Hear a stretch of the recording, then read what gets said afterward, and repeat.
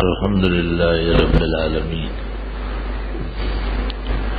وصلى الله وسلم على رسوله الكريم ونبيه الأمين وعلى آله وأصحابه أجمعين. أما بعد فأعوذ بالله من الشيطان الرجيم. بسم الله الرحمن الرحيم. انما المؤمنون الذين آمنوا بالله ورسوله ثم لم يرتابوا وجاهدوا بأموالهم وأنفسهم في سبيل الله أولئك هم الصادقون. ایمان کے بعد مومن دو ایمانی تقاضوں کا پابند ہے. اعمال بھی ایمان کے لیے اور ایمان کے مطابق کرے اور اموال بھی ایمان کے تقاضے کے مطابق کمائے، رکھے، صرف کرے. اعمال وہ ہے جو انسانی ذات سے صادر ہوتے ہیں، جیسے نماز پڑھنا، روزہ رکھنا، حج کرنا. اور اموال انہیں کہتے ہیں جو انسان کی ذات سے تو صادر نہیں ہے لیکن ذات اور صفات سے متعلق ہے. مال، دولت، جائیداد، زمین، زر، یہ سب اموال کی قسم ہے. اللہ تعالیٰ نے مومن پر احسان فرمایا ہے، اس کو اعمال کے ساتھ اموال کے کسب حلال اور انفاق فی محلہ کا بھی پابند کیا ہے. صرف یہ نہیں کہ ہم نمازیں پڑھیں، روزے رکھیں اور حج کریں، بلکہ ہم زکوٰۃ بھی وقت پر دیں، صحیح طرح دیں، پائی پونے کے حساب کے ساتھ دے، مسلمان کو دے، عاقل بالغ مستحق کو دے. یہ ایمان کی باتیں ہیں. ایمان جس شخص میں نہیں ہے تو غیر مسلم پر زکوٰۃ فرضی نہیں ہوتی، جیسے اس کی نماز معتبر نہیں ہے، روزہ معتبر نہیں ہے، حج باطل ہے. اس طرح اگر وہ زکوٰۃ کے نام پر کوئی چیز دے تو وہ قطعاً نہیں ہوگی. دیگر خیرات اور صدقات میں بحث ہے. بعض لوگ جب مسلمان ہوئے تو انہوں نے رسول اکرم صلی اللہ علیہ وسلم سے کہا، امور اتحنس بہا فی الجاہلیہ. کچھ کام ہم نے جاہلی دور میں بھی کیے، ہم نے غلام آزاد کیے تھے، ہم نے فقراء اور مسکینوں کو کھانا دیا، ان کو کپڑے دیے. ملہوف پریشان حال مسلمان کا تعاون کیا. حضرت اس کا کیا ہوگا؟ آپ نے فرمایا، اسلمت علی ما اسلفت من الخیر. چونکہ خیر کے کام کرتے تھے اس لیے تو اسلام لائے.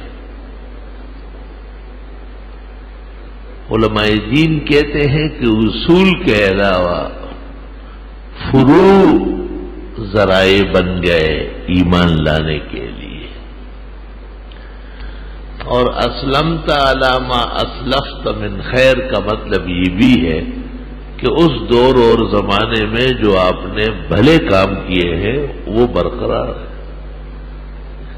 اسلام برائیوں کو ختم کرتا ہے، اچھائیوں کو ختم نہیں کرتا. حضرت عمر نے آپ سے پوچھا تھا کہ میں نے نظر مانی تھی کہ میں بیت المقدس جا کر کے نفل پڑھوں گا. آپ نے کہا اوف نظر کا، وہ نظر پورا کرو، چلے جاؤ، اللہ کا گھر ہے.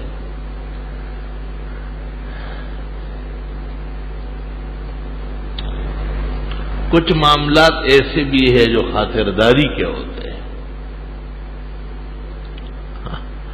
غزوہ تبوک بہت خطرناک غزا تھی، اور رومی غسانیوں نے اتنا بڑا انتظام کیا تھا کہ ان کا خیال تھا کہ پیغمبر اسلام اور مسلمان یہاں سے واپس بچ کے نہیں جائیں گے، سب کو ہم قتل کر دیں گے۔ اللہ تعالیٰ کی مدد آ پہنچی، خدا نے بھرپور نصرت بر وقت فرمائی، اور تبوک میں مسلمان اور پیغمبر اسلام بہت زیادہ سرخرو ہوئے، اور 4 لاکھ غسانی نصرانی بھاگ کھڑے ہوئے، اور صحابہ نے ان میں سے بڑی تعداد قبضہ کی، گرفتار کر لیا۔ جب آپ واپس آئے تو ایک خاتون نے آپ کو کہا کہ میں نے نظر مانی تھی کہ اگر اب کے آپ اور آپ کے صحابہ خیر و عافیت سے مدینہ داخل ہوئے تو میں 10 بجاؤں گی۔ آپ مسکرائے، آپ نے کہا اوفی نظر کہ چلو یہ بھی کر لو، یہ خاطرداری ہے۔ بوڑھی عورت تھی، 10 لے آئی، 1-2 بجائے بیٹھے بھاگی، اور پیغمبر کو جانتی تھی، مقام سے واقف تھی۔ وہ کوئی پیشور بجانے والی نہیں تھی، عزت کے گھرانے کی عورت تھی۔ مسلمانوں کو غم بہت زیادہ تھا کہ ان کی رومیوں کی طاقت بہت زیادہ تھی، 300 سال سے ان کی حکومت تھی، اور انہوں نے ہر موقع کے لیے علیحدہ تیر انداز اور نیزہ زن رکھے تھے۔ قرآن کہتے ہیں فی ساعۃ العسرہ، بڑی سخت تنگی کی گھڑی تھی، اس لیے حضرت نے اس کی خاطرداری کے لیے کہا۔ کبھی یہ بھی دیکھنا ہوتا ہے کہ ایک شخص سے جواب کی وجہ سے نقصان تو نہیں ہو رہا ہے۔ جب ایک شخص سے نقصان کا اندیشہ ہو تو جواب تبدیل کرنا پڑتا ہے۔ اس کی مثال دیتا ہوں، آپ کی خدمت میں ایک بوڑھا آدمی آیا اور اس نے پوچھا رمضان شریف کا مہینہ ہے اور فرض روزہ ہے، اور میں اپنی بیوی کے ساتھ دن دہاڑے تھوڑی دیر کے لیے صرف لیٹتا ہوں، کر سکتا ہوں؟ آپ نے کہا بڑے شوق سے، اور آپ نے کہا گناہ کے محلات سے بچنا ہوگا۔ وہ چلا گیا بڑا خوش، ایک جوان آیا اٹا کٹا مسٹنڈا، مونچوں کو تاؤ دیا ہوا، اور اس نے بین ہی وہی سوال کیا۔ آپ نے کہا ہلاک ہو جاؤ گے، تباہ و برباد ہو جاؤ گے، غرق ہو جاؤ گے۔ اب سوال ایک ہے لیکن جواب بھی اسی طرح ہے، لیکن افراد کا فرق ہے۔ تو حضرت عمر نے پوچھا، الاختیار میں ہے کہ حضرت یہی سوال وہ بابا نے کیا تھا، آپ نے بڑے شوق سے اجازت دی۔ فرمایا وہ بابا رمضان میں جب لیٹ جائے گا تو بس لیٹ ہی جائے گا، اس کو جو پتہ چلے گا تو نماز کا وقت ہو چکا ہوگا، اور یہ جوان ہے، اگر اس کو تاکید نہ کی جائے بچنے کی، یہلک و یہلک، تباہ و برباد ہو جائے گا، 2 مہینے روزہ آ جائے گا۔ اس لیے علماء دین کہتے ہیں کہ فتویٰ ہر عالم کا کام نہیں ہے، ایک ہی جواب ہوتا ہے لیکن آدمی کو دیکھ کے دیا جاتا ہے۔ اب ایک آدمی آتا ہے اور وہ کہتا ہے مجھ سے غلطی ہو گئی ہے اور میں نے سالی کو ہاتھ لگایا ہے، بیوی کا کیا کروں، حلال ہے یا حرام؟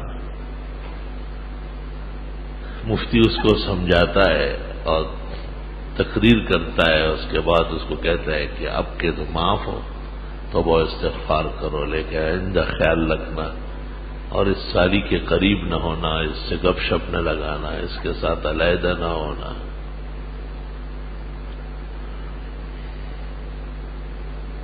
اس کے بعد ایک اور شخص آتا ہے، اور یہ وہ پوچھتا ہے کہ اگر میں نے بیوی کے ہوتے ہوئے اپنی سالی کو شہوت سے ہاتھ لگایا یا اس کا بوسہ لیا یا اس کو سینے سے لگایا تو میں نے سنا ہے کہ نکاح ٹوٹ جاتا ہے. مفتی اس پر خاموش رہے. کہا کہ آپ کو بچنا پڑے گا. ہرگز یہ نہ کہے کہ سالی کے ساتھ واقع ہونے سے نکاح حرام نہیں ہوتا. یہ کہنا اور اسے مبتلا کرنا برابر ہے. فتویٰ اس لیے مشکل کام ہے دنیا کا. فتوے میں صرف صحت کو نہیں دیکھنا ہے کہ اصل جواب کیا ہے، بلکہ حالات کو بھی دیکھنا ہے. ایسا فتویٰ نہیں دینا ہے جس سے مسلمانوں کو گناہ کرنا ہو جائے. ایسے فتوے دینے جس سے مسلمان گناہوں سے دور رہے. اس لیے عالم ہر ایک ہو سکتا ہے لیکن مفتی سب نہیں ہو سکتے. آج کل کچھ مفتیوں کی فراوانی ہو گئی ہے، بہت زیادہ ہو گئے، تو فتوے میں بھی انتشار پایا جاتا ہے اور کمزور اقوال پر فتوے صادر ہوتے ہیں.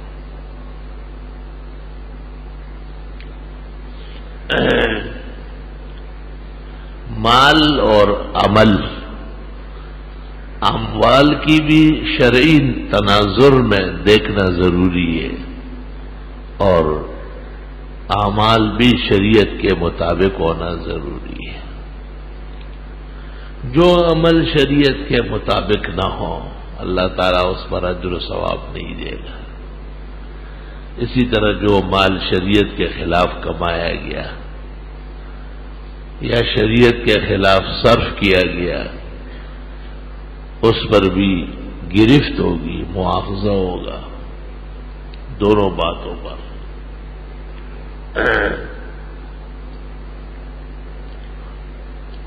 انما المؤمنون الذین آمنوا باللہ ورسولہ، مسلمان وہ ہے جو اللہ اور رسول پر مضبوط عقیدہ رکھے.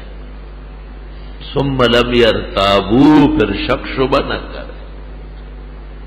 شک شبے سے بچنا بہت ضروری ہے. شک شبہ عقیدے کی بیماریاں ہیں.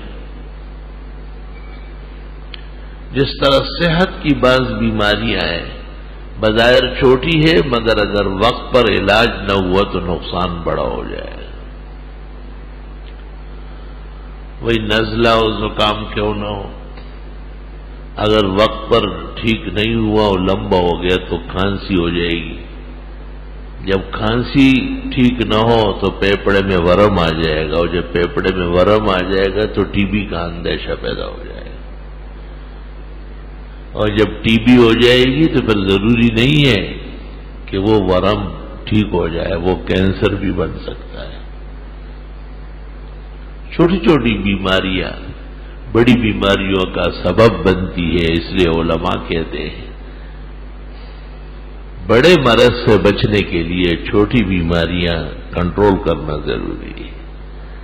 نزلہ و زکام ہے تو ٹھنڈے پانی سے بچے، 1-2 وقت 3 وقت اس کی پسپائی ہو جائے گی. ایسی چیزیں جس سے گلے میں خراش آتی ہو اس سے پرہیز کر لے تاکہ بخار نہ ہو جائے. بینی ہی اسی طرح بعض چھوٹے چھوٹے امراض ہیں، اس سے عقیدے کو نقصان ہوتا ہے، ایمان اور یقین کو نقصان ہوتا ہے. اس کو شکوک و شبہات کہتے ہیں.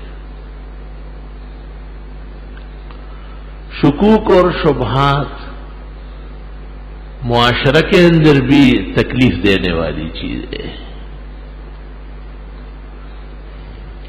اگر میاں بیوی ایک دوسرے پر شک کر لیں،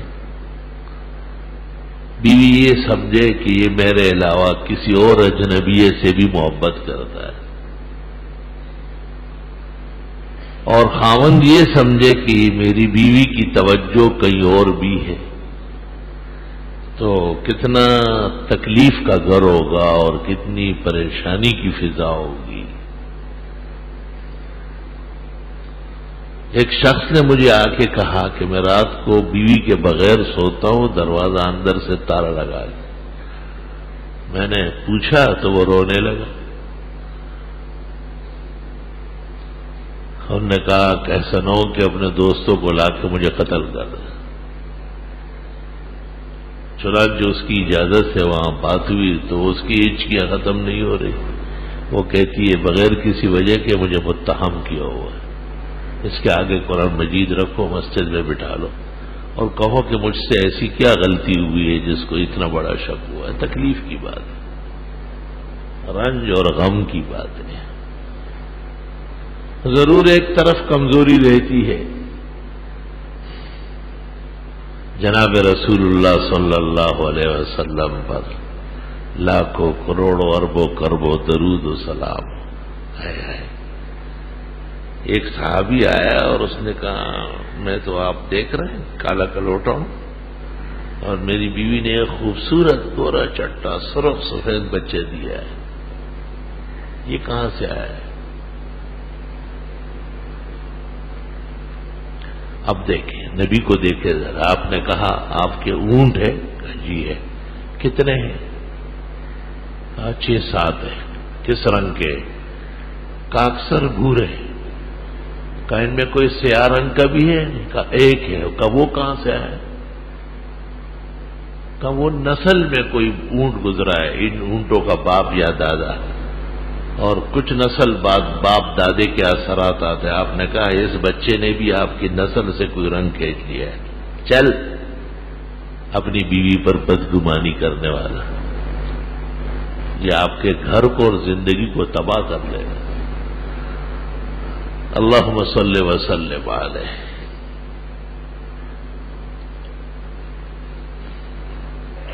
اور میاں بیوی کے تعلقات کو کتنا خوبصورت رنگ دیا ہے آپ نے, جس کی کوئی حد نہیں. جناب رسول اللہ صلی اللہ علیہ وسلم فرماتے بہترین انسان تم میں وہ ہے جو اپنے گھر میں بااخلاق اور باکردار, اچھا رہتا ہو, پیار محبت سے پیش آتا ہو. اور فرمایا میں تمہارا پیغمبر ہوں اور میرے گھر میں جو میرے بیویوں سے تعلق ہے وہ دیکھنے کا ہے, وہ میری محبت سے سیر نہیں ہوتی. آپ نے فرمایا جب تم خیر کے کام کرتے ہو تو گھر سے شروع کرو. بیوی بچے, ان کی اجازت, ان کے وہ کہاں خرچ کرنا ہے, کہاں تم لوگ تعاون کرنا چاہتے ہو, یہ سب سے محبتیں بڑھتی ہیں. ان کی اصلاح ہو جائے گی. وہ کوئی ایسی جگہ وہاں وہ تو صحیح نہیں, ورنہ یہ چیز ان کے ذہن میں رہے گی. اللہ اکبر و کبیرہ. اور آپ باقاعدگی کے ساتھ عصر کے بعد تھوڑی تھوڑی دیر کے لیے ہر ایک بیوی کے گھر جاتے تھے, کھڑے کھڑے خیر کے لیے. طبیعت ٹھیک, 11 بیویاں تھیں اور 12واں گھر بیٹی کا ہے حضرت فاطمہ کا. اخیر میں ان سے مل کے پھر مسجد چلے جاتے. سفر پر جانے اور سفر سے آنے کے بعد بھی یہی حال ہوتا. ایک بیوی آپ کے خاندان کی تھی اور بہت بڑے گھرانے کی تھی, زینب بنت جہش, جس کا نکاح آسمانوں پر ہوا. وہ حضرت جب بھی تشریف لاتے تو وہ شہد کا شربت بنا لیتی, اور شہد کا شربت آپ کو بہت پسند تھا. انبیاء علیہ السلام کی 3 چیزیں مرغوب ہوتی ہے, دودھ, انڈا اور شہد, اور کہتے ہیں یہی مرد کی نشانی اور مرد کا خوراک. تو دودھ کی جگہ چائے آ گئی, اور انڈے کی جگہ چنے آ گئے, اور شہد کی جگہ فانٹ آ گیا. ہر چیز میں دھوکہ بازی چل پڑی. تو شکل میں مرد ہوتے اور حقیقت میں مرد نہیں ہوتے, بغیر تکلف. تبدیلی کی حاجت کیا ہے؟ طب کی کتاب میں لکھا ہے کہ جس شخص کو یہ 3 چیزیں راست ہو, دودھ, انڈا اور شہد, وہ اپنی زندگی کا شکر ادا کرتا رہے کہ وہ بالکل صحت مند ہے، تمام قوا اس کے پرمغز ہے.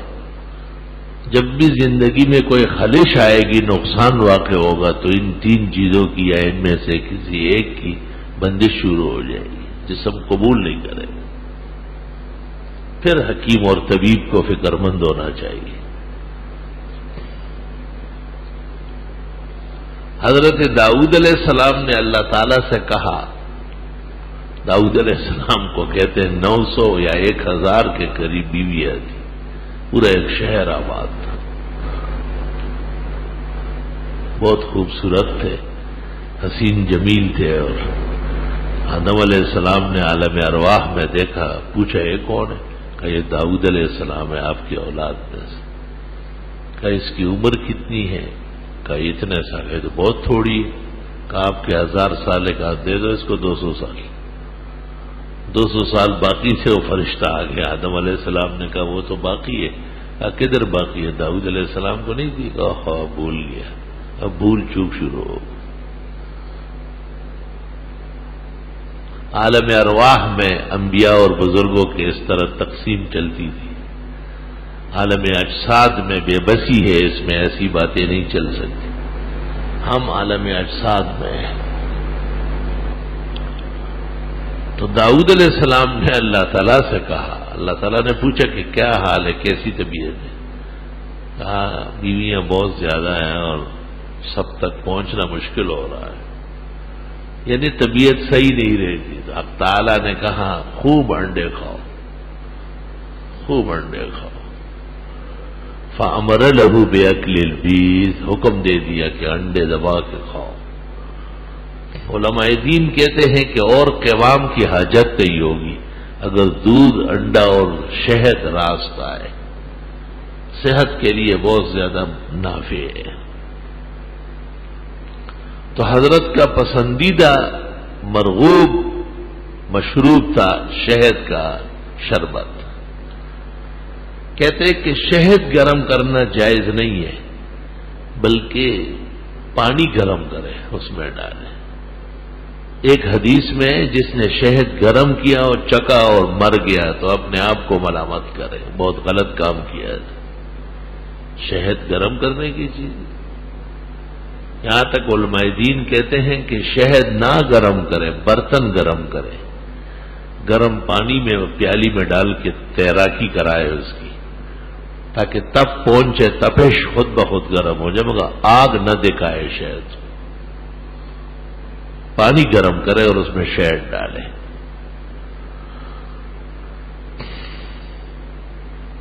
اور سینکڑوں فوائد اور موانع الطب النبوی میں شمس الدین ذہبی نے نقل کیے ہیں. ابو نعیم نے ایک کتاب لکھی ہے کتاب العسل، اور اس میں شہد کے 25,000 کے قریب مسائل و فضائل و معارف اور حکم، اسرار، رموز نقل کیے. 2 جلد میں کتاب ہے کتاب العسل. ابو نعیم محدث کی، جس کی حلیت الاولیاء ہے، جس کی معرفت و سنن والا آثار ہے، کبار محدثین میں سے ہے ابو نعیم اصفہانی.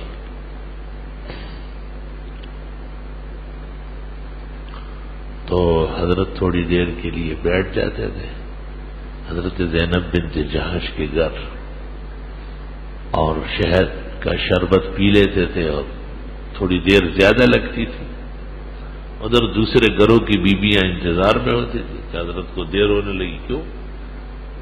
کہ یہ زینب جو ہے شہد پلاتی ہے. تو جب ایک سے زیادہ بیویاں ہوں تو پھر معمولی سی رقابت تو رہتی ہے. عام لوگوں کے ہاں تو بڑے جنگ و جدال ہوتی ہے. اس لیے عربی میں سوکن کو درہ کہتے ہیں، لِأَنَّهَا تَدُرُّ صَاحِبَتَهَا، کیونکہ وہ ویسے اپنے سہیلی کو جلاتی ہے. قَذَرَائِرِ الْحَسَنَاءِ قُلْنَ لِوَجْهِهَا حَسَدًا وَبُغْضًا إِنَّهُ لَدَمِيمٌ.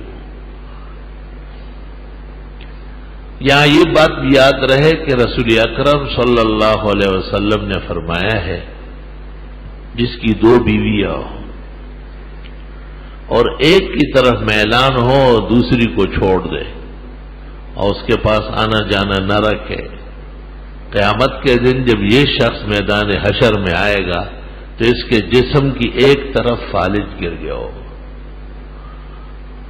جس طرف سے اس نے زیادتی کی ہے وہ مفلوج ہو جائے، عدل کرنا پڑے گا، عدل بین النساء۔ اول تو اس زمانے کے لوگوں کے لیے ممکن ہی نہیں ہے، وہ ایک ہی بہت ہوتی ہے۔ قرآن بھی کہتے ہیں فَإِن لَّمْ تَعْدِلُوا فَوَاحِدَةً، انصاف نہیں کر سکو گے یہ ایک ہی بہت ہے۔ اور ایک عالم پڑھا رہا تھا کہ ایک ہی بہت ہے، تو ایک مقتدی نے کہا بہت سے بھی بہت زیادہ ہے۔ آئی سوال، وہ ایک بادشاہ نے ایک غلام کو بازار میں بک رہا تھا، اس زمانے میں جیسے بھیڑ بکریاں گائے اونٹ منڈیوں میں کھڑے ہوتے، اس طرح انسان بھی رسیوں سے بندھے ہوتے تھے اور بکتے تھے، غلامان جیسے کہتے ہیں۔ ایک غلام کو دیکھا بہت پسند آیا، اس کو خریدا اور پھر آزاد کیا اور اپنی شہزادی سے اس کی شادی کرا دی۔ تو شہزادی صاحبہ جب غصے ہو جاتی تھی تو وہ کہتی تھی کہ تو غلام تھا، میرے باپ نے احسان کر کے خریدا اور آزاد کیا اور میرے ساتھ نکاح کرایا۔ تو وہ لڑکا ایک دن غصہ ہو گیا، اس نے کہا آزاد کہاں کیا، ادھر سے چھڑایا اور تیری غلامی میں دے دیا، میں تو پہلے بھی غلام تھا اور اب بھی غلام۔ فَإِن لَّمْ تَعْدِلُوا فَوَاحِدَةً۔ شریعت یہ نہیں چاہتی ہے کہ عورتیں بہت جمع ہو جائیں، شریعت یہ چاہتی ہے کہ گناہ نہ ہو۔ جن کے ہاں دوسری اور تیسری شادی پر پابندی ہے ان کے ہاں گناہ عام ہے، گناہ عام ہے۔ بیوی کو پتا ہے کہ اس کے دفتر میں بھی اس کی داشتہ ہے، سب خاندان والے جانتے ہیں کہ یہ عورتوں کا شوقین ہے۔ کیا مطلب ہے اس کا؟ یعنی زانی ہے، پرائی عورتوں سے تعلق رکھنے والا کوئی بچتا ہے گناہوں سے کیا؟ تو چونکہ شریعت پاک اور پاکوں کا نظام ہے، اس لیے شریعت نے کہا کہ فَانكِحُوا مَا طَابَ لَكُم مِّنَ النِّسَاءِ مَثْنَىٰ وَثُلَاثَ وَرُبَاع، 2 یا 3 یا 4 تک رکھ لو، مگر خبردار کے گناہ کر دیا، کیونکہ گناہ کے بعد تو زندہ نہیں رہ سکتا ہے، زندہ رہنے کا اہل ہی نہیں، زانی تو قتل کیا جائے گا۔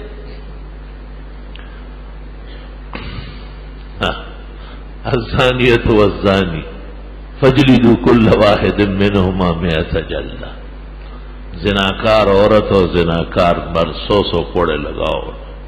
سورہ نور قرآن کریم 18واں پارہ، دوسری آیت۔ اور اگر شادی شدہ ہے تو فرجموہما، نکالا من اللہ، ان کو سنسار کر لو، یہ اللہ کی طرف سے ان کے لیے سزا ہے۔ اب آپ غور فرمائیں کہ یہ سزا کتنی اٹل ہے، کتنی زبردست سزا ہے، عفو کی کوئی صورت ہی نہیں ہے۔ جو شخص زنا کر لے یا جو عورت زانیہ ہو، اس کے بچنے کی کوئی شکل نہیں۔ بخاری شریف، مسلم، ترمذی، ابو داؤد سب کتابوں میں ہے۔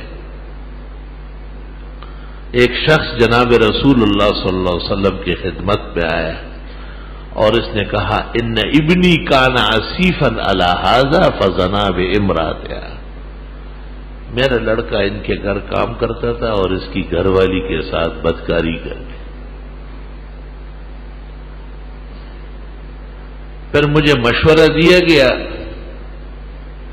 تو میں نے 100 بھیڑ بکریاں اس جرم میں بیٹے کی طرف سے خیرات کی اور ایک غلام اور ایک کنیز میں نے آزاد کیے۔ اب میں نے علماء سے پوچھا، علماء نے کہا نہ، یہ غلط ہو گیا ہے۔ جناب رسول اللہ صلی اللہ علیہ وسلم نے کہا وہ جو 100 بھیڑ بکریاں دی اور غلام آزاد کیا یا کنیز، وہ رد علیک، سب بیکار، مسترد۔ وعلی ابنک جلد 100 وہی ترجم، تیرا بیٹا 100 کوڑے کھائے گا کیونکہ وہ غیر شادی شدہ ہے اور خاتون شادی شدہ ہے، فرمایا وہ سنسار کر دی جائے گی۔ 100 بھیڑ بکریاں ڈسمس، بیکار۔ غلام آزاد کیا کتنی بڑی بات ہے، اور کنیزہ فرمایا نہ وہ رد علیہ، بالکل غلط، مسترد ہے، ناقابل قبول ہے۔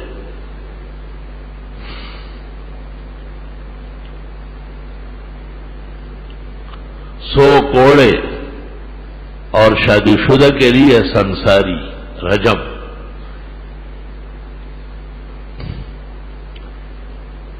اس سے پتہ چلا کہ عفو کی کوئی صورت نہیں۔ قتل میں تو عفو کی صورت ہے، اگر مقتول کے لوگ کہے کہ ہم نے معاف کر دیا تو قضائے قاضی رک جائے گی، لیکن زنا میں صورت عفو نہیں ہے۔ توبہ۔ علماء یہاں تک کہتے ہیں کہ جو لوگ زنا کر چکے ہیں اور وہاں اسلامی نظام نہیں ہے، وہ اس ملک میں چلے جائے اسلامی نظام ہے، اور وہ عدالت قاضی میں اعتراف کر لے اور پٹ جائے تاکہ آخرت پاک ہو جائے۔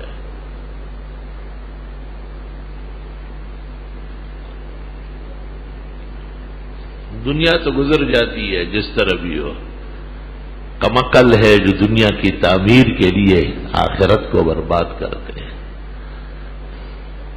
بہت ہی غلط سودا ہے یہاں کی شہوت کے لیے وہاں کی دائمی عزت کو برباد کرنا۔ اللہ اکبر و کبیرہ۔ حضرت کی خدمت میں ایک شخص آیا اور اس نے کہا حضرت میں نے ایک عورت کے ساتھ زنا کیا ہے۔ آپ نے اسے چہرہ موڑا، وہ ادھر آیا ادھر چہرہ موڑا۔ آپ نے کہا لعلک لمستھا او قبلتھا او غمستھا، چھوما ہوگا، خالی ہاتھ لگایا ہوگا، ویسے قریب کیا ہوگا۔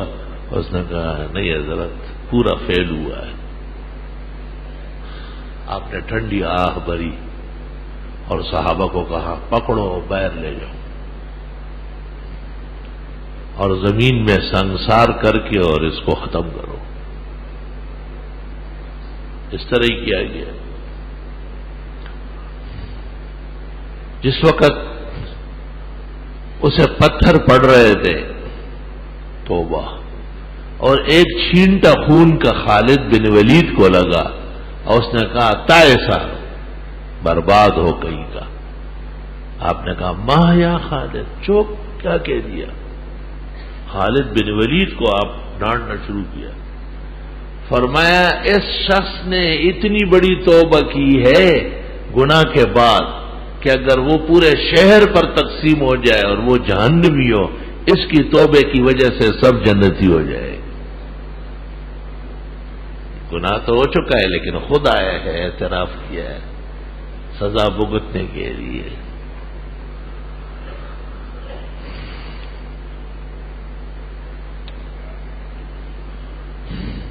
کیونکہ شریعت گناہ پر بہت ناراض ہوتی ہے، اس لیے کہ گناہ کی وجہ سے اللہ تعالیٰ سے بندہ کٹ جاتا ہے۔ دنیا کے بادشاہ کو یا کسی افسر کو یا کسی لاٹ کو تو دھوکہ دیا جائے، اس کو کیا پتا ہے، لیکن وہ تو علیم بذات الصدور ہے، دل کے راز اور بھید جانتا ہے۔ وہ تو علام الغیوب ہے، جو کوئی بھی نہیں جانتا وہ جانتا ہے۔ وہ تو علیم و خبیر ذات ہے، جل جلالہ عم نوالہ عظم سلطانہ، جناب باری تعالی حق سبحانہ و تعالی، اس سے کوئی بات کیسے پوشیدہ رہ سکتی؟ اس لیے علماء کہتے ہیں دنیا کا ہر جرم ہلکا ہے مگر دین کا ہر جرم بھاری ہے، کیونکہ اس میں رب العزت کے ساتھ معاملہ رہتا ہے، ٹوٹتا ہے۔ حضرت امام شافعی رحمت اللہ علیہ نے جب امام مالک رحمت اللہ علیہ سے مدینہ منورہ جا کر ان کی مشہور کتاب حدیث موطا پڑھ لی اور روانہ ہو رہے تھے. امام شافعی مطلبی غزی اور بڑے خاص قسم کے اللہ کے نیک بندے تھے. روزانہ تو امام شافعی نہیں پیدا ہوتا، کوئی امت کا ایک فرد ہے. تو امام مالک نے ان کو کہا رأیت نور اللہ فی جبہتک، میں نے اللہ تعالی کے دین کا ایک نور آپ کی پیشانی میں دیکھا ہے. فلا تطفئہ بمعصیتہ، گناہ کر کے اس نور کو بجھانا نہیں.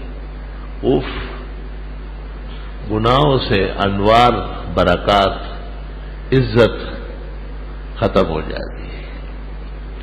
قرآن کریم میں ایک شخص کا ذکر ہے جو پہلے بہت اچھا تھا.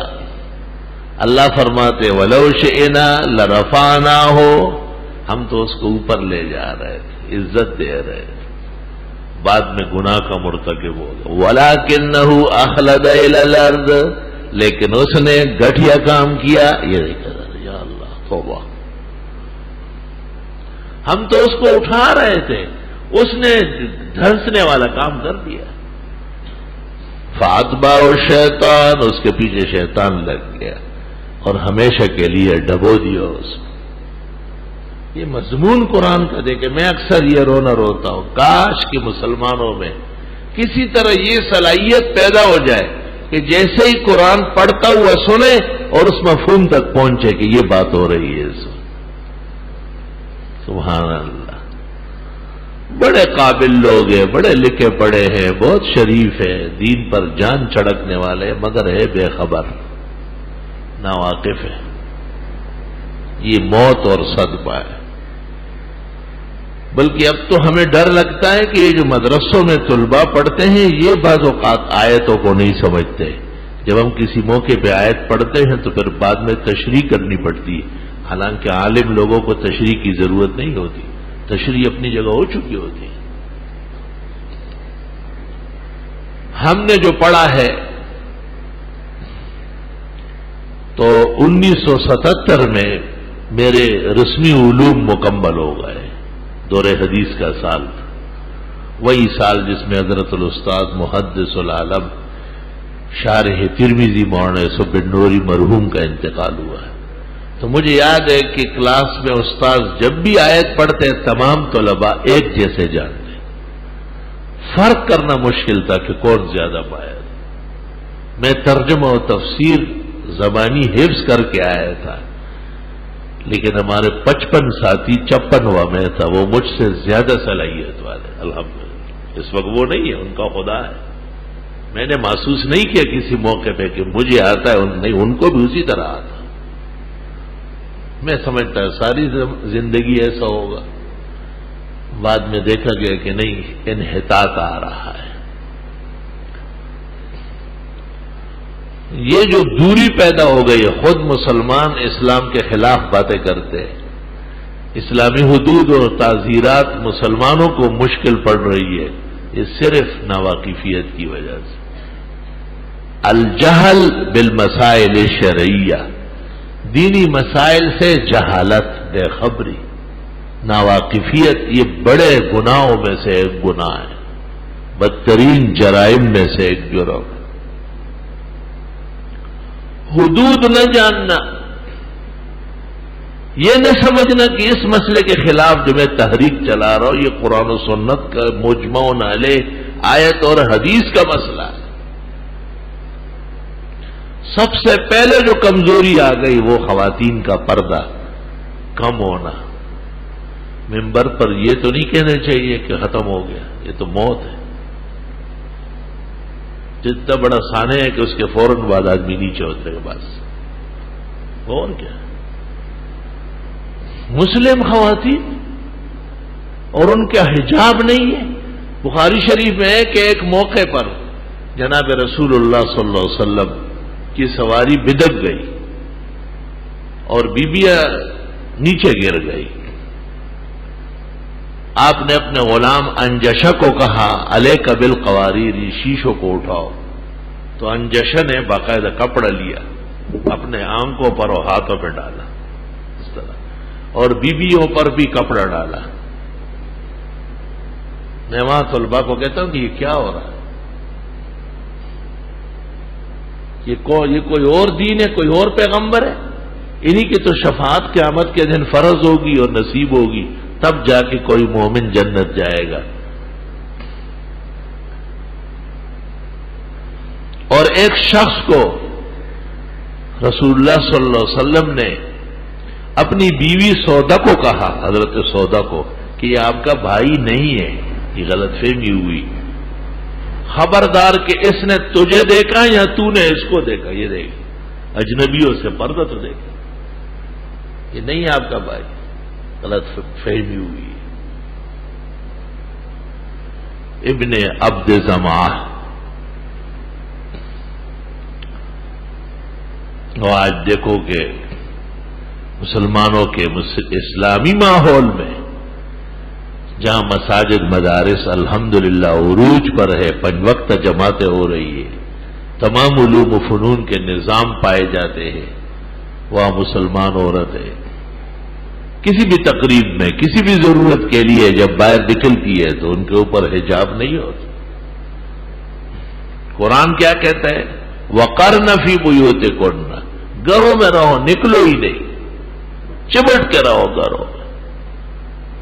تو پیغمبر کی بیویاں جو بحکم قرآن امت کی مائیں ہیں وہ نہ نکلے، اور یہ عام مسلمان عورت ہے یہ گھر میں ہی نہ رہے۔ اور ایک خاتون نے خط لکھا ہے اور اس میں کہا ہے، میں جب باہر ہوتی ہوں بہت خوش ہوتی ہوں، صحت مند ہوتی ہوں، لیکن جب گھر آنے کا وقت آتا ہے طبیعت ڈوب جاتی، اس کا جواب مجھے دینا پڑے گا اس کو۔ شاباش اس کو یہی جواب دینے کہ گھر کا رخ نہ کرو۔ وہ دین جو بڑی شان سے نکلا تھا عرب سے، پردیس میں پہنچ کر وہ غریب الغرب آئے۔ آج بھی آپ عمرے اور حج کے لیے جاتے ہیں، اللہ ایمان اور توبے کے ساتھ نصیب فرمائے۔ مکے اور مدینے کے رہنے والوں کی عورتیں کبھی دیکھنے میں نہیں آتی۔ الحمدللہ 30 سال سے بلا ناغا یہ عاجز و فقیر جا رہا ہے، ان کا حجاب اور نقاب دنیا کے بڑی سے بڑی غیرتی قوم سے بھی 100% بڑھ کر اللہ قیامت تک قائم دائم رکھے۔ یا ایھا النبی، اے پیغمبر، قل لازواجک، کہہ دے اپنی بیویوں سے، اللہ، وبناتک، اور بیٹیوں سے، ونساء المؤمنین، اور مسلمان عورتوں سے، پہلے اپنی بیویوں سے، پھر اپنی بیٹیوں سے، پھر تمام امت کی مسلمان عورتوں سے، یدنین علیہن من جلابیبہن، ڈال دے اپنے اوپر بڑی بڑی چادریں، برقع اوڑھ لے۔ اللہ اللہ، قرآن کی آیت سورہ احزاب کی آخری رکوع میں سے۔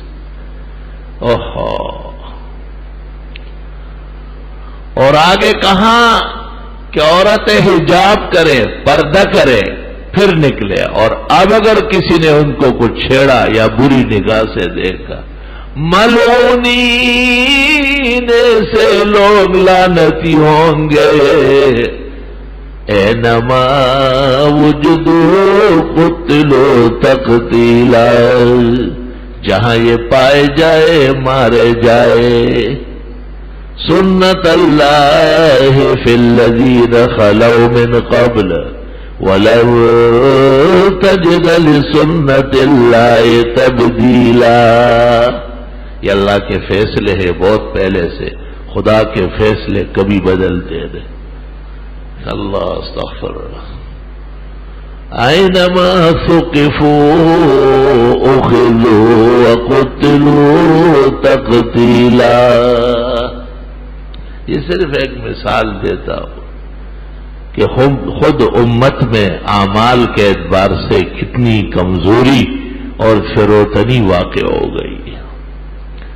آج امت کو بھی قرآن کی آیتیں پڑھ پڑھ کر مسائل سمجھانے ہیں. قرآن اور سنت تو روح کی طرح ہے، وہ تو ہر مومن پر ماننا فرض ہے. مسائل تو وہ ہیں جو قرآن اور سنت کی روشنی میں لکھے گئے ہیں، شاید بعض دوستوں کو پتہ نہ ہو، جمعے اور مواقع میں وہ بتانا ضروری. قرآن اور سنت تو روح ہے. لا الہ الا اللہ. تو بات یہاں سے چلی کہ چونکہ اسلام میں گناہ پر بڑی سخت پابندی ہے، اس لیے اگر کوئی شخص ایک شادی کے بعد بھی گناہ کا مرتکب ہو رہا ہے تو اس کو حکم دیا کہ دوسری شادی کر لو. پھر بھی سیدھا نہیں ہوگا، تیسری کر لو، چوتھی کر لو، لیکن خبردار کہ زنا کر لیا، کیونکہ زنا کے بعد اس کی زندگی ختم کرنی ضروری ہے، زندہ نہیں رہ سکے. قتل کی معافی ہے، عجیب بات ہے، اگر مقتول والے معاف کر لے، خون بہا لے ویسے معاف کرے، لیکن زنا کی معافی نہیں. لازماً مارا جائے گا اور ختم کیا جائے گا.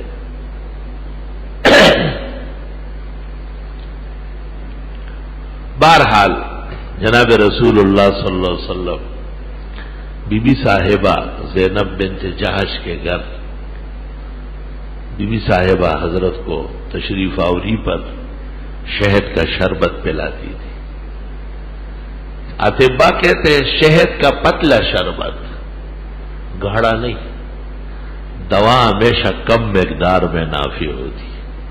جو گولی آپ ایک صبح ایک شام لیتے آپ ٹھیک ہے، وہ آپ 10 لے کر دیں گے، اسپتال میں داخل ہو جائیں گے، واپس لاش آئے گی. الدوا بقدر الشفا، جس چیز کو فائدہ مند پائے اس کو کم سے کم استعمال کریں، فائدہ ہوگا، جسم برداشت کرے گا.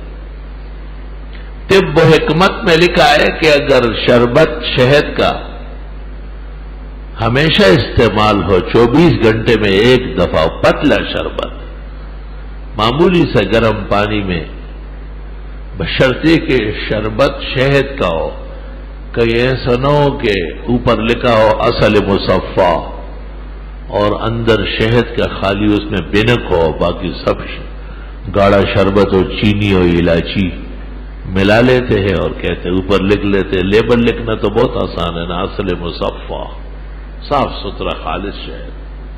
تو میں نے کہا آنکھوں میں ڈالو، نہ میں نے کہا کیوں نہیں، بس آنکھوں میں نہیں ڈال، کیونکہ اگر اس میں گڑ یا چینی ہے اور آپ نے آنکھوں میں ڈالا اندھے ہو جاؤ.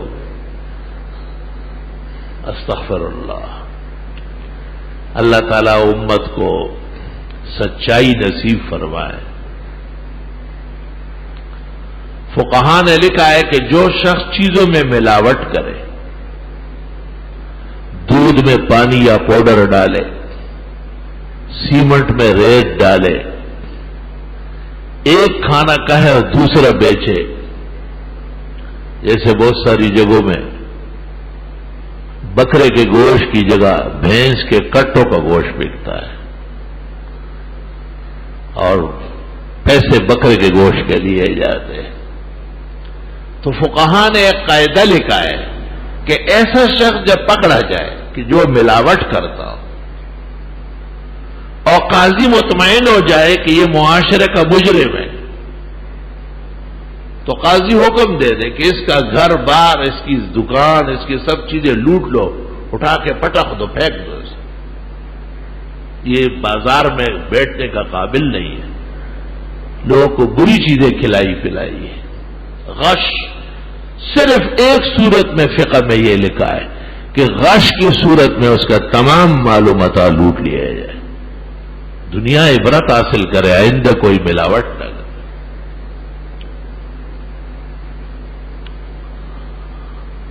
کہتے ہیں حضرت عمر رضی اللہ تعالیٰ عنہ نے اپنے دور خلافت میں جو اصلاحات کی ہے اس میں ایک زبردست بات یہ تھی کہ لوگوں کو ملاوٹ سے منع کیا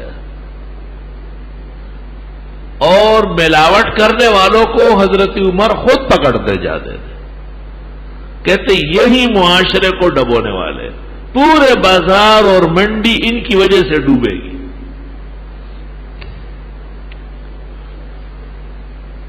حدیث شریف میں ہے، خود جناب رسول اللہ صلی اللہ علیہ وسلم ایک دفعہ منڈی گئے، اناج بک رہے تھے، آپ نے حدیث شریف میں آستین مبارک اوپر تک چڑھایا، آپ کا خوبصورت ہاتھ چمکتا ہوا نظر آ رہا تھا، اور آپ نے اناج کے اندر دے دیا تو نیچے گیلا نکلا۔ آپ نے کہا یہ جو گیلا ہے یہ اوپر ہونا چاہیے تاکہ لوگ دیکھیں، اگر خشک سمجھ کر اور گیلا دے دیا آپ نے تو آپ کا رزق حرام ہو جائے گا۔ اور ایک روایت میں ہے کہ آپ نے کہا آپ آئندہ بازار میں چیزیں بیچنے نہ آیا کریں۔ یہ نہیں کہ آپ صرف مسجد میں پکے مسلمان رہے ہو، بازار میں پھر یہ مسلمان ہیں جنہیں دیکھ کے شرمائے یہود،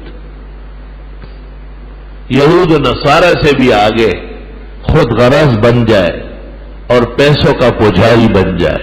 تھوڑا کھماؤ حلال کھماؤ، بہت زیادہ کھما لیا اور حرام ہے تو وہ نہ آپ کے لیے فائدہ مند ہے، نہ اولاد کے لیے، نہ دیرپا ہے۔ حرام کے متعلق قرآن کہتا ہے ما یاکلون فی بطونہم الا النار، یہ کما نہیں رہے، کھا نہیں رہے، یہ جہنم کی آگ پیٹ میں بھر رہا ہے۔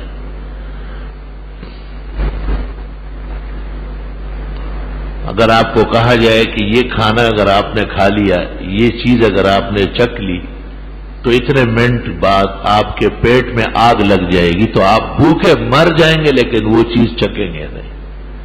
تو قرآن کہتا ہے رب العزت کی وہی قطعی ہے کہ یہ حرام خور جو پیٹ میں ڈالتے ہیں یہ نہ کھانا ہے نہ کمائی ہے، جہنم کی آگ ہے جس سے یہ پیٹ بھر رہا ہے۔ بہت احتیاط کی ضرورت ہے۔ اگر لوگ برا کرتے ہیں وہ بدنصیب ہے، وہ بے عقل ہے، ان کی ضمیر مر چکی ہے، لیکن آپ مسئلہ جانتے ہوئے کیسے ناجائز کر رہے ہیں؟ آپ کو تو اللہ نے فہم دیا، ادراک دیا، معرفت دی ہے۔ آپ بازار میں اپنے افعال سے تبلیغ کریں۔ بہترین تبلیغ صداقت رسول اللہ صلی اللہ علیہ وسلم کی یہ ہے کہ ایک مومن بازار میں بھی حلال و حرام کا سخت پابند ہو اور حد درجے محتاط ہو۔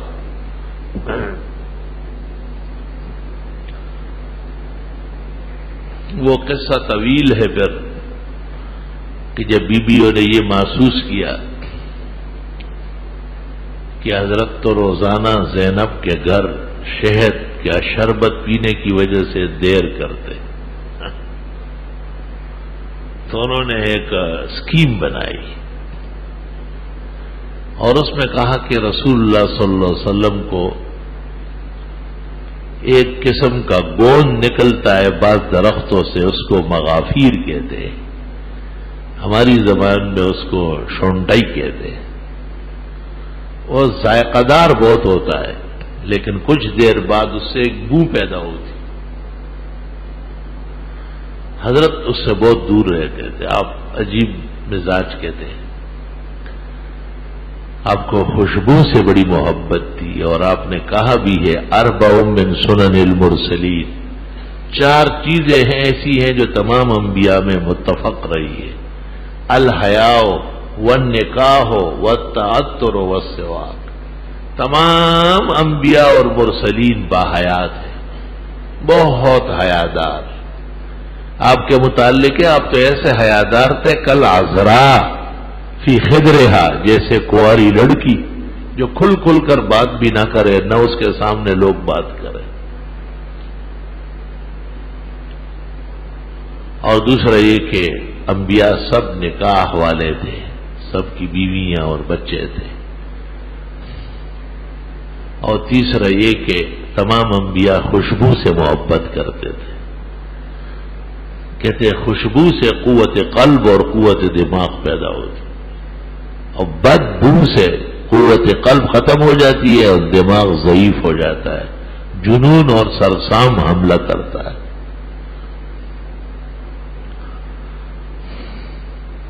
اور السواک، مسواک کرنا، دانتوں کو صاف ستھرا رکھنا۔ بی بی صاحبہ عائشہ سے پوچھا گیا حضرت اٹھتے تو کیا کرتے؟ فرمایا مسواک. سونے لگتے تو کیا کرتے؟ فرمایا مسواک. گھر آتے وقت کیا کرتے؟ مسواک. نکلتے وقت کیسے ہوتے؟ مسواک. اور نماز اور وضو تو مسواک ہے ہی.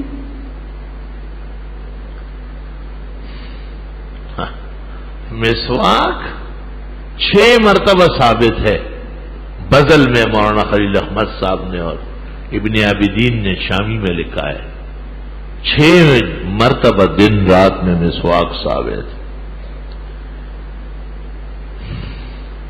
مسواک کا مطلب کیا ہے؟ کہ آدمی خوب پان کھائے، ہر وقت دانتوں پر اتنا زنگ چڑھا ہوا ہو. پان، نسوار، سگریٹ، بیڑی یہ مسواک کے ازداد ہے، اپوزٹ پروگرام ہے. اس سے بچنا ضروری ہے. پان خور بڑے خفا ہوتے کہ جی آپ گھوم پھر کے، میں نے کہا نہیں گھوم پھر کے نہیں، مسواک کے اوپر آ رہا ہوں. مسواک کی احادیث پر صحیح عمل کرنے کے لیے ضروری ہے کہ یہ جو معاودات ہے، پان یا سگریٹ یا بیڑی یا چیلم یا نسوار، ان سے تو منہ کا ذائقہ خراب ہو جاتا ہے اور اس سے تو دانتوں کا رنگ خوفناک ہو جاتا ہے. ایک بڑے سے بڑے بزرگ بھی جب پان استعمال کرتے ہو، جتنی بھی صفائی ستھرائی کرے، عبادت اور طاعات میں وہ ہم سے بہت بلند ہے، لیکن مسواک کی وجہ سے ان کے دانت ناقابل دید ہے، دیکھنے کے قابل نہیں. پان کی وجہ سے مسواک کرنا چاہیے. تو جب مسواک کا فعل قبول ہو جائے گا تو اللہ تعالیٰ ان چیزوں سے نجات دے دے گا. سگریٹ، پان اور سگریٹ، بیڑی یا چیلم، نسوار، اس سے تو علماء خفا ہے اور واقعتاً اس کو برا کہتے ہیں. لیکن پان کے سلسلے میں ذرا دورائی ہے. بعض بڑے علماء بغیر پان کے کہیں جاتے نہیں ہیں. ایک پاندان ہوتا ہے، اس میں کئی چیزیں، ملٹھی اور قوام اور چونا، تمباکو، پتہ نہیں کیا کیا وہ ڈالتے ہیں. تو مجھے بھی ایک بزرگ نے کہا کہ آپ پان کو بہت برا کہتے ہیں، کچھ ہماری بزرگی پر رحم کریں. میں نے کہا حضرت مسواک پر رحم کروں یا آپ پر کروں؟ مجھے بیان نہیں آتا. آپ میرے سامنے مسواک پر تقریر کریں، میں وہاں جامع مسجد احسن کی جامع مسجد میں معافی مانگ لوں گا کہ میں نے یہ تقریر غلط کی. میں نے کہا حضرت آپ مسواک پر تقریر کریں. تو ہنس پڑے. مسواک پر تقریر کے بعد پان خود بخود ہی بند ہو جائے گا. بہرحال اللہ پاک ان کی عمر بھی سلامت رکھے. یہ ایک کمزوری ان میں ہے، باقی سینکڑوں ہم میں ہے. اللہ تعالیٰ تمام کمزوری دین کی برکتوں سے پوری فرمائے، اور جو روحانی اور روشن اعمال ہے اللہ وہ نصیب فرمائے. اس کی مزید وضاحت انشاءاللہ تعالی بشرط الحیات و توفیقی تعالی اگلے جمعے کر لوں. الحمدللہ حمدا کثیرا وسبحان اللہ بکرۃ واصیلا. اللہ اکبر کبیرا. اشہد ان لا الہ الا اللہ وحدہ لا شریک لہ واشہد ان سیدنا و مولانا محمدا احمد عبدہ ورسولہ. ارسلہ اللہ تعالی الى کافۃ الخلق بین یدی الساعۃ بشیرا ونذیرا وداعیا الی اللہ باذنہ وسراجا منیرا. اللهم صل وسلم على سيدنا ومولانا محمد وعلى آله وأصحابه وبارك وسلم عليه. أما بعد، أعوذ بالله من الشيطان الرجيم. محمد رسول الله والذين معه أشداء على الكفار رحماء بينهم. وقال النبي صلى الله عليه وسلم أولئك الذين اختارهم الله لصحبة نبيه ولإعلاء كلمة دينه كما قال. أما بعد، فإن خير الحديث كتاب الله وخير الهدي هدي محمد صلى الله عليه وسلم وشر الأمور محدثاتها بارک اللہ لنا ولکم فی القرآن العظیم ونفعنا وإیاکم بالآیات والذکر الحکیم انہ تعالی جواد قدیم کریم ملک بر ورب رؤوف الحمد للہ جل وعلا وصلی اللہ وسلم علی رسولہ المصطفى ونبیہ المجتبى وامینہ علی وحی السماء وعلى آلہ النجبى واصحابہ الاتقیاء افضل الخلائق بعد الانبیاء اما بعد فقد قال النبی صلی اللہ علیہ وسلم ارحم امتی بامتی ابو بکر واشدهم في امر الله عمر واصدقهم حياء واقضاهم علی وفاطمة سيدة النساء اهل الجنة وفضل عائشة على النساء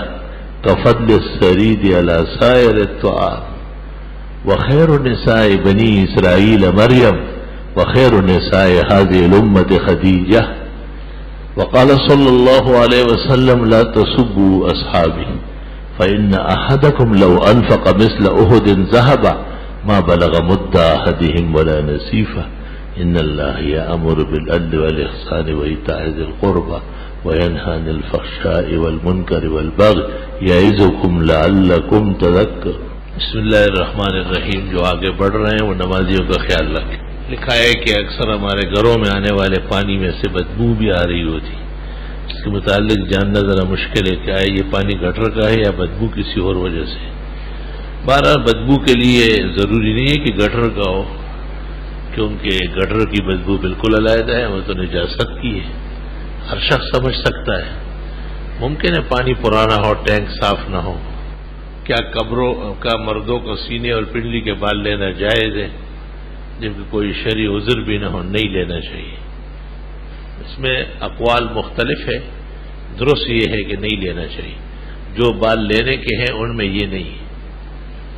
سلام کے بعد عرض یہ ہے کہ 2 روز قبل میں نے فجر کی نماز گھر پر ادا کی، لیکن جیسے مجھے پتہ چلا کہ محلے کی مسجد میں جماعت ہو رہی، میں جا کر جماعت میں شامل ہوا. کیا میرے یہ عمل درست ہے؟ نماز فجر 1 دفعہ ہوتی ہے، 2 دفعہ نہیں. جو 1 دفعہ پڑھ چکا ہو دوبارہ شریک نہیں ہو سکتا. سلام کے بعد معلوم یہ کرنا ہے کہ پرندوں کا کاروبار جائز ہے. جائز پرندوں کا کاروبار حلال پرندوں کا جائز ہے. مردار اور ناجائز پرندوں کا کاروبار ناجائز ہے. اس وقت شروع اللہ اکبر سے جب انگوٹھے کانوں سے مس کرے اور ناف کے نیچے پتہ نہیں باندھ دے وقت ختم کرے، کیا یہ طریقہ ٹھیک ہے؟ نہیں. جب ہاتھ پورے اٹھے، انگوٹھوں کے سرے کان کے نرموں کے سیدھ میں آ جائے تو اللہ اکبر کرے. نماز کی کتاب میں لکھا ہے ایک شخص نے نماز پڑھی، دوسرے نے پوچھا کون سی نماز پڑھی؟ پڑھنے والا سوچ میں پڑ گیا تو نماز نہ ہوئی. ہاں اس کی نیت نہیں تھی، نیت فعل القلب ہے. لیکن اگر اسے یقین ہے کہ اس نے عصر کی نماز پڑھی ہے، اس کے جواب دینے میں اس کو تامل ہوا تو نماز درست ہے.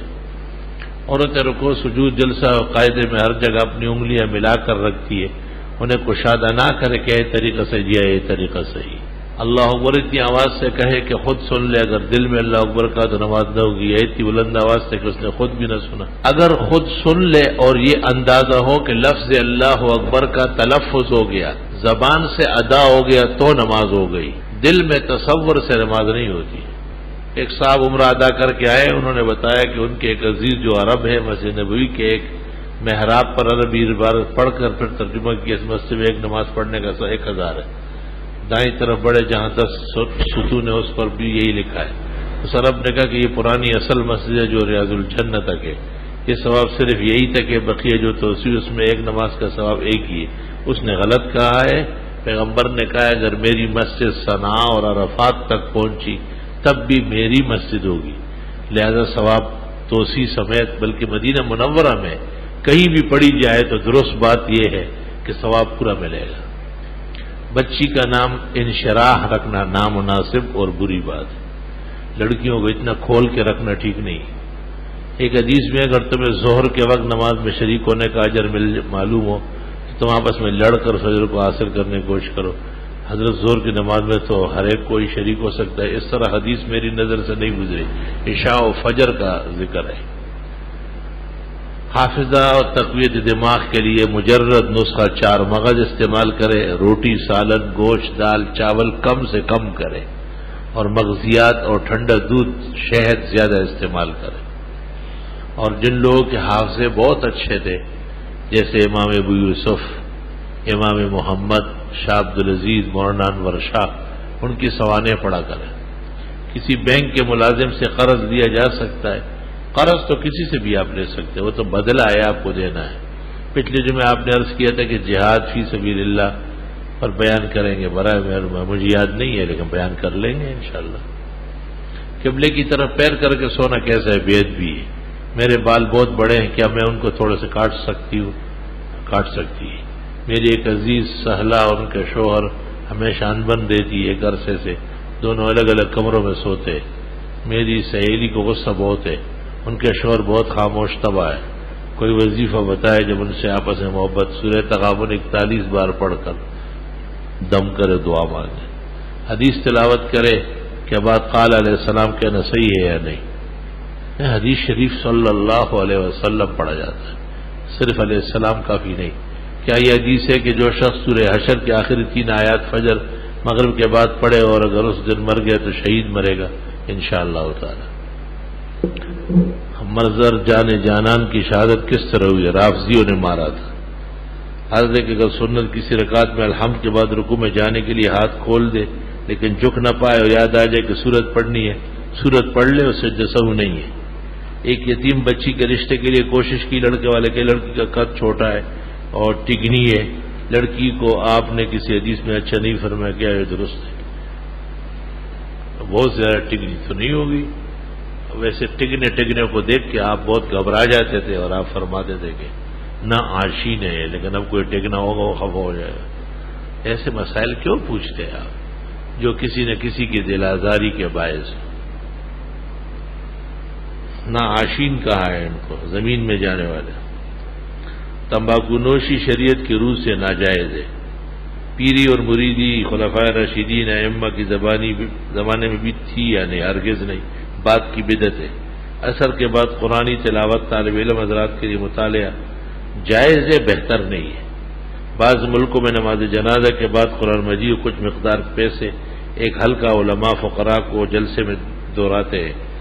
خیر خیرات میں کوئی شک نہیں ہے، لیکن مردے کو تدفین سے روکنا نامناسب بات ہے۔ ایک شخص نے کئی مرتبہ خواب دیکھا کہ پتہ نہیں کیا لکھا ہے، سمجھ میں نہیں آیا، کیا 2 رکعت نفل نماز میں 4-5 نیت کر سکتے؟ ہاں، جیسے آپ مسجد میں آئے اور آپ کو پتا ہے کہ وہ 2 رکعت ہی کا موقع ملے گا، جماعت کھڑی ہو جائے گی، تو آپ اس میں تحیت المسجد، تحیت الوضو کی نیت کر سکتے ہیں۔ اللہ تعالیٰ آپ کا صحت قدر قائم رکھے، آپ کی عمر برکت دے اور آپ کے علم سے ہم سب کو خوب فائدے پہنچائے، آمین اللہم آمین۔ ایک آدمی کے اپنے رہائشی شہر سے 100 کلومیٹر گاؤں میں کھیت ہے، ان میں کاشت وغیرہ نہیں ہوتا، لیکن یہ شخص ان کھیتوں کا مالک ہے۔ آئے شخص جب وہاں جائے گا تو پوری نماز پڑھے گا، وہ اس کی جائیداد ہے۔ کسی بزرگ کی قبر پر جا کر مدد مانگنا ناجائز، شرک اور کفر ہے۔ لوگ کہتے ہیں کہ محمد کا جہاں میلاد ہوا آپ تشریف لاتے، یہ کفر کا عقیدہ ہے۔ کیا انتہائی محبت سے پڑھا جانے والا درود آپ خود سنتے ہیں؟ جو درود آپ نے بتایا ہے وہ پڑھے تو آپ خوش ہوں گے اور اتباع سنت ہے۔ اگر دوران امامت کسی امام کا وضو ٹوٹ جائے، قریب سے ایک اچھے نمازی کو جو نماز کا اہل ہو آگے کرے، خود جا کے وضو کر کے آئے، اس کے آنے کے بعد امام پیچھے ہو سکتا ہے، یہ خود پھر امامت میں آئے، اور اگر ایسا نہیں تو وہی پوری کر لے جو دوسرا ہے۔ ایک حدیث میں ہے کہ نماز تم پر فرض ہے، ہر امام کے پیچھے چاہے وہ فاسق ہو یا فاجر۔ فاسق فاجر سے کیا مراد ہے؟ اس طرح نہیں ہے فاسق فاجر۔ صلو خلف کل بر و فاجر، امام نیک ہو یا برا ہو تو بھئی آپ کے نظر میں نیک ہے، لیکن کوئی ایسا بھی ہے جو اس کو اچھا نہیں سمجھتا ہے۔ فرمایا کہ لوگوں کی نظر کا اعتبار نہیں، امام کے منصب کا اعتبار ہے۔ ایک ڈاکٹر کافی برسوں سے مسجد میں باجماعت نماز 5 اوقات کی پڑھتا ہے، لیکن اب اسپتال میں اس کی ڈیوٹی شعبہ حادثات، شعبہ انتہائی نگہداشت میں، اور اس کے لیے ممکن نہیں کہ وہ مسجد جا کر نمازیں پڑھے، وہ مجبوراً اپنی الگ نماز پڑھتے، کہ مجبوراً ایسا کر سکتے؟ جی ہاں، اس کے لیے اجازت ہے۔ مسلم شریف میں ہے کہ اگر اعمال وسوسہ ہو تو سمجھے کہ یہ وسوسہ شیطان کا ہے، جس کا نام خنزب ہے، قیادت سے اللہ کی پناہ مانگے اور بائیں جانب تھوکے۔ پوچھنا یہ کہ دوران نماز کیسے دھتکارے؟ نہیں، خیالات نماز میں آئے اور تھوکے بعد میں۔ کسی مسلک میں اگر رات صرف 3 گھنٹے، کسی ملک میں اگر رات صرف 3 گھنٹے کی ہو تو اس میں روزے کا کیا اوقات ہوں گے؟